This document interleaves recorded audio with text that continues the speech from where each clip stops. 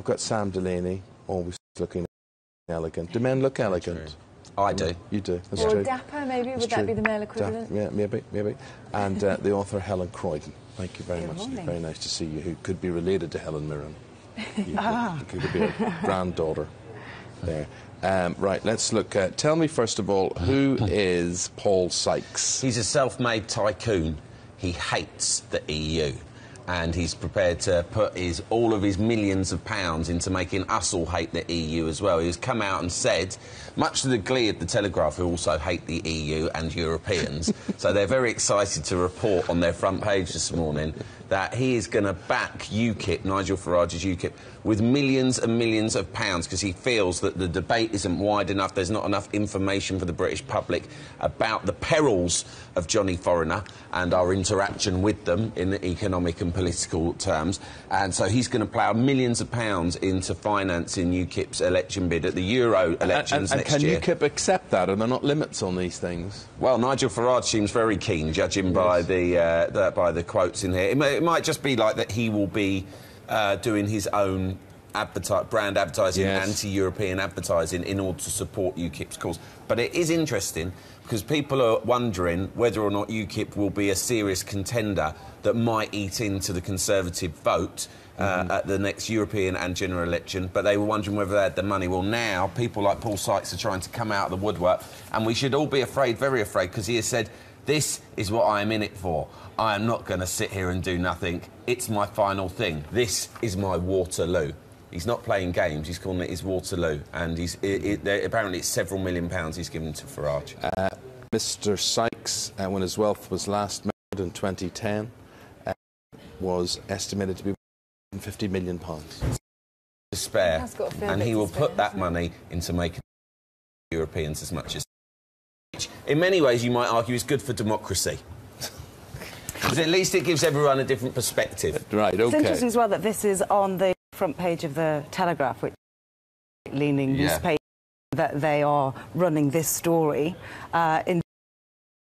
perhaps indicating to voters that it is a serious the Tory government. A lot of their readers and, I guess, the people on the paper are, you know, disappointed with David Cameron for being not hostile enough to Europe, and so that's why they're successful in reporting this, Difference if Cameron was a little bit holding a referendum.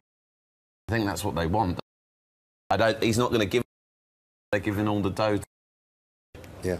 Right, let's go to the Daily Mail. Google block on child porn. There's going to be a big thing about this today. At last, internet giant access sex abuse web. Yes, this is a move and a huge child campaigners, anti-child abuse campaigners, should I say. The government have wanted this for a long time. They've wanted the search engines to make a stand against child abuse online. So Google has finally said, and previously, I should say, that the internet is about free, not put restrictions on for. But finally, it's ahead of a government summit today on tackling the issue. And what they do is they've listed 100 search terms which are ambiguously related, and anyone that puts those into Google there's another several which are semi-ambiguous. Well, yeah, about time, system. Really. I mean, can they not now go a step further when they find these then report them to somebody or other? People are saying that this isn't far enough, but they are, because a lot of pedophiles use the dot. So these images and videos that they're trying to target will.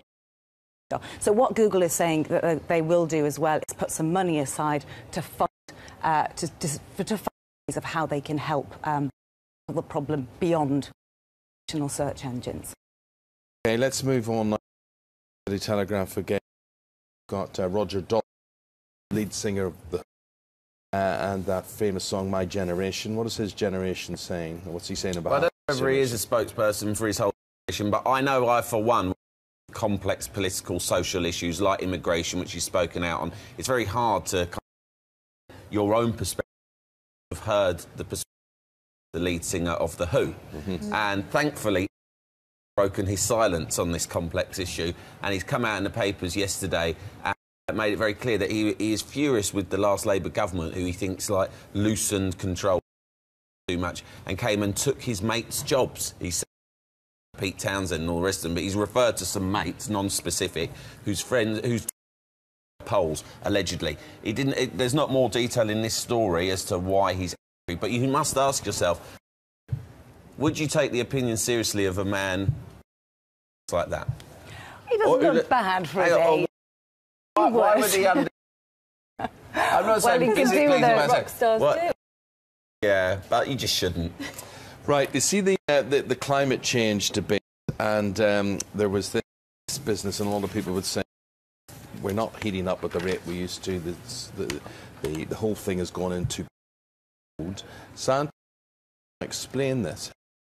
Yes, some new research jointly by the University of York and the University of Ottawa. They've looked at satellite images of global warming in the Antarctic. That actually it isn't. People have said it's actually operating as bad as thought. Now, of course, this debate's always going, saying no, it's not. It's a myth. And why this is so relevant at the moment is, of course, because of Hurricane Haiyan and that did climate change cause the storm.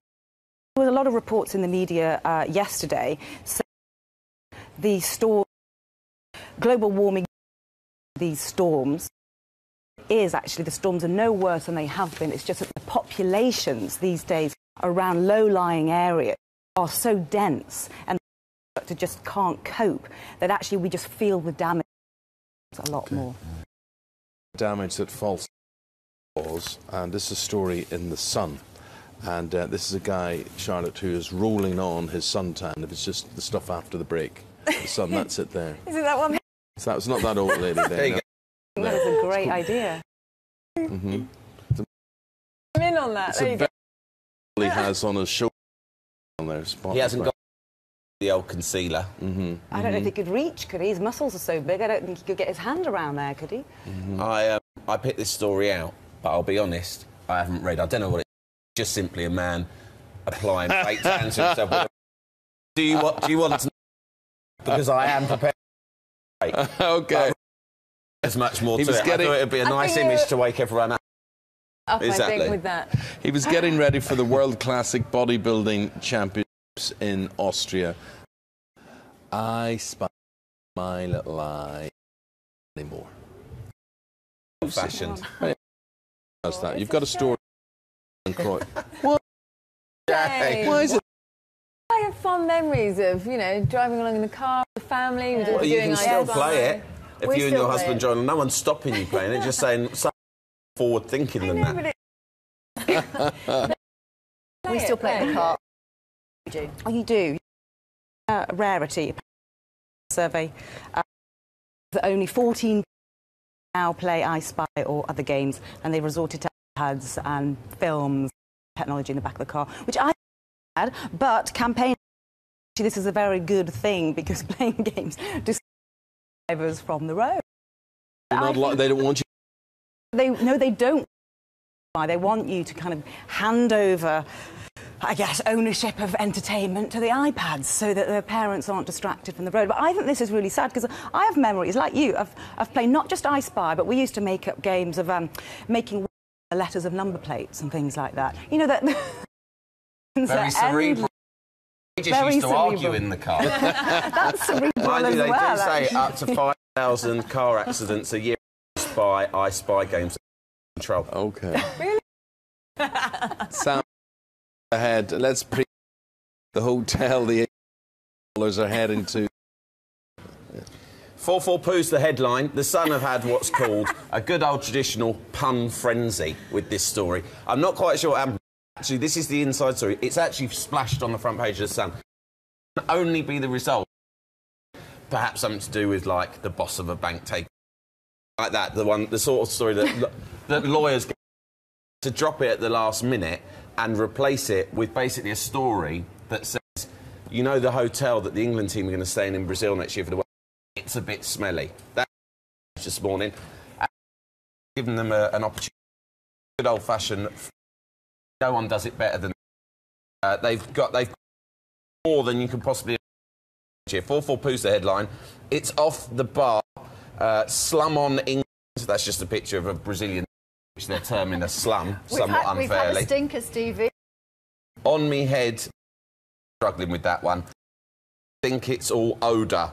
It is ditch. now. So he says, I mean, basically it says this hotel's a bit smelly. We get the idea. idea. Oh no, I think that could be motivational to our players. We got Come off their game. Top that, Jackie. Top that. What about this?